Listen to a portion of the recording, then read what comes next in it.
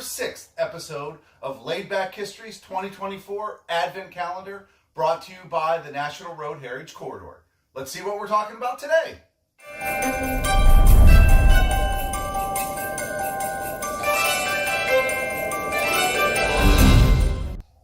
All right, so what Lucy and I are talking about today is the origins of the National Road. You know, the last several days we've been talking about different aspects of the National Road, and I thought it'd be interesting to talk about why it was actually built. So we know it was the first nationally funded road in the country, and it was to initially just to connect Cumberland and Wheeling. It was to connect the East and the West. But what many people don't realize is that there had been a call for a road to connect the East and the West for many, many years prior to the early 1800s, when a bill was finally passed for the construction of this road. I mean, as early as the mid 1780s, settlers out here on the frontier had been insistent that there needed to be improved roads so that they could get their goods to markets back out in the East. The only roads they had were Braddock's Road, which was cut in 1755, and Forbes Road, which was cut only a few years later. And these roads were military roads that were cut for a single purpose: to get an army out, to fight, and to leave, to be able to get back.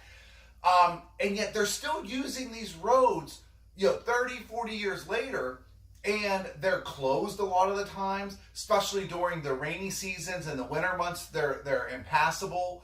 And so the farmers out here are basically saying, we need roads. We need a road so that we can get our goods to market. And the government is pretty much ignoring them. They really don't have any interest in building this road. So why did they finally decide to do it? Well, it actually goes to the Whiskey Rebellion. In 1791, the farmers here began protesting an excise tax that was put on distilled spirits. And this protest would eventually escalate to what we know as the Whiskey Rebellion, where farmers out here in western Pennsylvania rebelled against the national government. They formed a militia, and the government was forced to send a federal militia out here to put down the rebellion. Well, what roads did they have to travel coming out here? They had Braddock's Road and Forbes Road. And what they realized, the government quickly realized, is even though the Whiskey Rebellion was put down rather rapidly, the country was expanding. And as it expanded west, they needed a way to be able to govern the new territories. They needed a way of being able to put down a rebellion if another one arises even further west. And to do that, they needed good access, and they needed a road.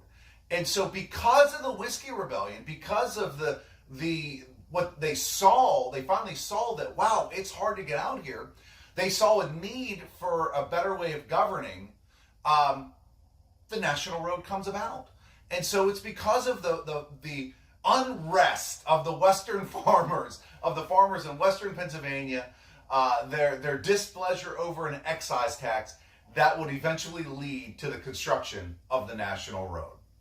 I want to thank you for joining me for this episode, and I will see you tomorrow for an all-new episode of Laid Back History's 2024 Advent Calendar.